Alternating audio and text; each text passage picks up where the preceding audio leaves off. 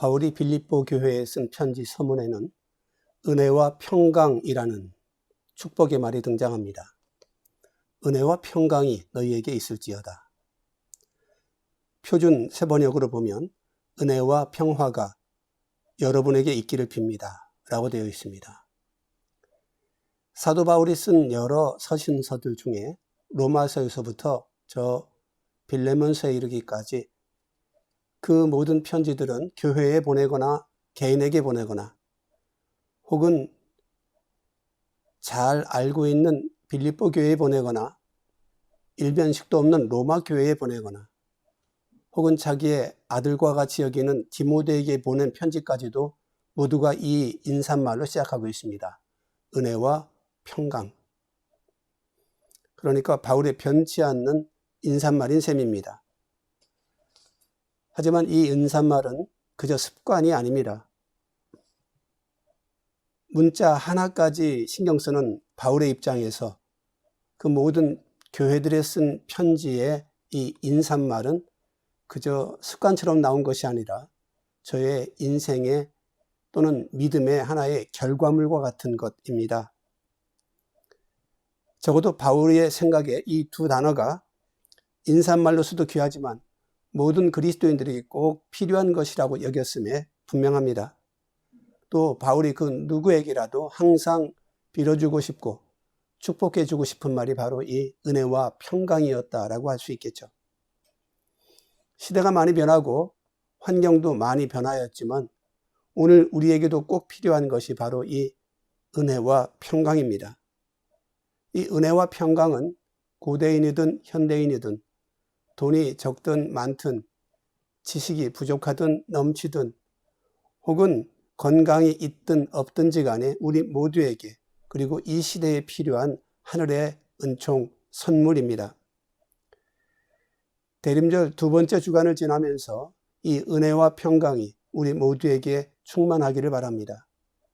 특히 이 시기가 매우 위태롭고 코로나 질병은 제3차 유행으로 전 세계와 우리나라에까지 가득한데 이때에 우리에게 하늘 은혜가 하늘 평강이 필요합니다. 정작 질병보다 더 무서운 여러 가지 경제의 침체, 삶의 위축, 그리고 무엇보다 우리의 믿음, 우리의 신앙생활, 우리의 교회까지도 흔들릴까 봐 두렵습니다.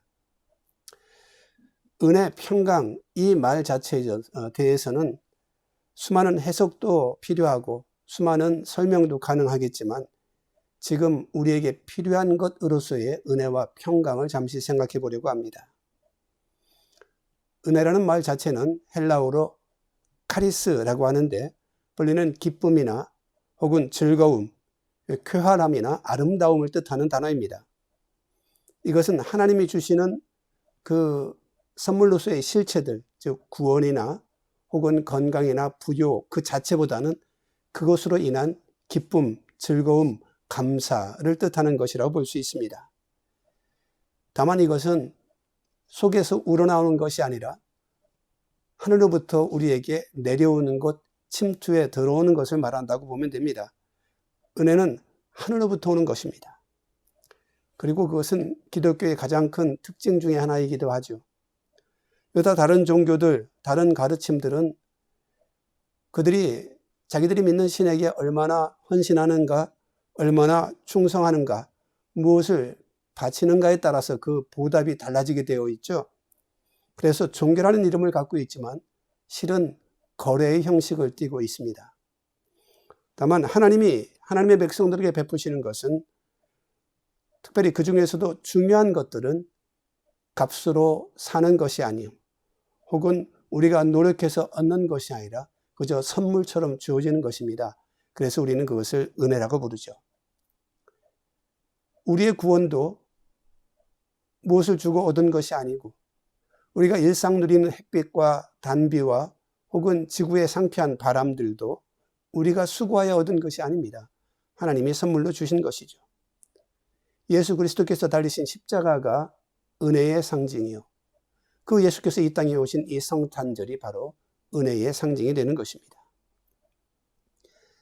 인간의 지혜로 인간의 위기를 해결할 수 있을까요?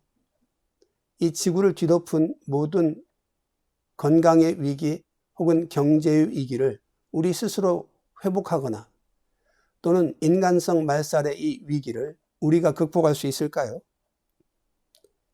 사실 사람은 매우 약한 존재, 때로는 악한 존재이죠.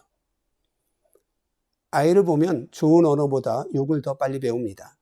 칭찬보다는 저주에 더 익숙한 우리 사람들의 마음들입니다. 그런 우리가 만든 이 세상의 위태로움, 이 지구의 위기를 우리의 각성으로 바로잡을 수 있을까요? 파괴가 건설보다 쉽다는 것은 역설적으로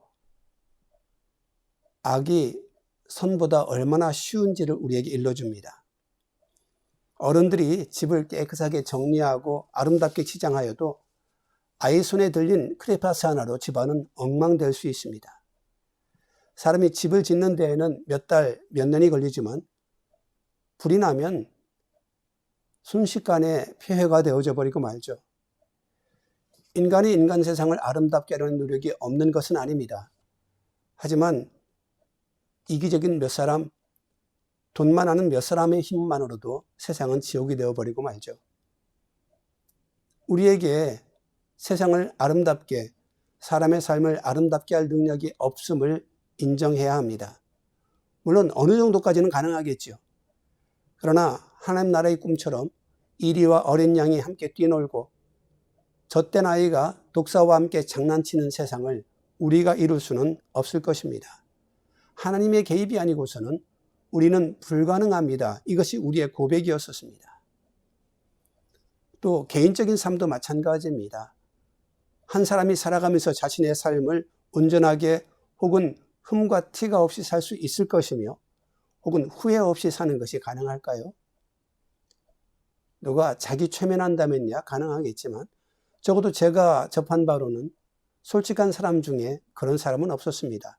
물론 흠이 있는 것이 인간이고 후회가 남더라도 삶은 가치 있는 것이면 분명합니다. 그래도 하나님 나라, 사람답게 사는 사람의 세상은 우리 스스로는 불가능하죠. 특별히 영생의 약속은 은혜 아니면 불가능합니다. 우리들에게 지금 우리가 살아가는 이 세상에 하나님의 은혜가 필요합니다. 단순히 기적이 필요하다는 것이 아니라 하나님 주시는 지혜가 필요하고 거짓을 회포할 하늘의 지식이 필요하고 우리의 삶을 보다 더 가치 있게 만들 수 있는 하늘 소망이 우리에게 필요합니다. 은혜와 항상 짝을 이루는 이 평강이라는 단어는 헬라어로는 에이레네라고 하는데 우리에게는 히브리어가 익숙하죠. 샬롬이라고 합니다. 샬롬의 뜻은 성경에 번역된 대로 평강과 평화입니다. 이것 역시 땅에서도 어느 정도 얻어지겠죠. 하지만 하늘에서 내려오는 평화를 우리는 소망하고 있습니다. 샬롬은 기본적으로 부족하지 않음에서 출발합니다. 물질적으로 어려움 없고 세상적으로 두려움 없고 혹은 건강에 위험 없고 전쟁에 위협이 없으면 우리는 그것을 샬롬이라고 부를 수 있습니다. 하지만 우리가 일궈내는 것보다 하늘에서 내려오는 평화를 우리는 소망합니다. 진흙탕의 고인 물보다 저 안반 속에서 수산하는 생수가 먹을만 하듯이 하늘로부터 내려오는 평화야말로 우리를 아름답게 혹은 온전하게 할 수 있을 것이기 때문이죠. 주님 약속하셨습니다. 평안을 너희에게 끼치노니 곧 나의 평안을 너희에게 주노라. 내가 너희에게 주는 것은 세상이 주는 것 같지 아니하니라. 너희는 마음에 근심하지도 말고 두려워하지도 말라. 특별히 이 평안은 우리가 선포하며 우리가 축복하도록 우리에게 의무 주어진 것도 특징이기도 합니다. 그것을 위해 노력하는 것이 그리스도인의 삶의 자세요. 혹은 살아가는 방식이 되어야 할 것입니다. 누군가가 냉소지어도 우리는 샬롬으로 대답하며 세상이 냉랭해도 우리는 샬롬으로 살아가는 방식을 삼습니다. 우리가 이 땅에서 담대한 것은 주님의 그 약속이기 때문입니다. 이것을 너희에게 이루는 것은 너희로 내 안에서 평안을 누리게 하려 합니다.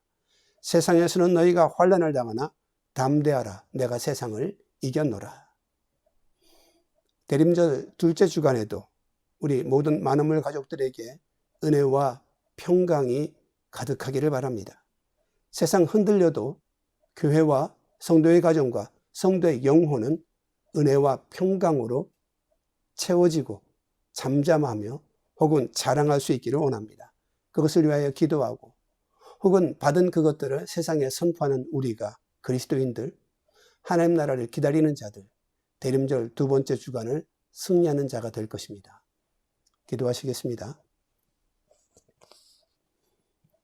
은혜의 주님, 우리에게 하늘 은혜를 주시니 감사합니다. 평강의 주님, 우리에게 땅에서 얻어진 것이 아닌 하늘에서 내려온 평강을 주시니 약속하여 주시니 감사합니다. 이 은혜와 이 평강으로 세상을 이기게 하여 주시옵소서. 우리가 세상에서 핍박을 당하는 자 같으나 담대하며 넘어진 자 같으나 일어서며 빼앗긴 노래를 다시 하늘로부터 받아 부를 수 있는 자가 되게 하시되 그리스도인으로서 담대하여 주님 오신 소식, 다시 오실 소식을 자랑하며 기뻐하며 세상에 선포하는 자로도 살아갈 수 있도록 도와주시기를 원합니다. 바울이 자랑하며 기뻐하였던 혹은 축복하였던 그 은혜와 평강을 우리도 평생 살며 만나는 사람들에게마다 혹은 누구인가 축복할 때마다 바로 은혜와 평강으로만 나아가도록 우리로 그 은혜에 가득한 자, 그 은혜에 부족함 없는 자 삼아주시기를 예수님의 이름으로 기도드리옵나이다. 아멘.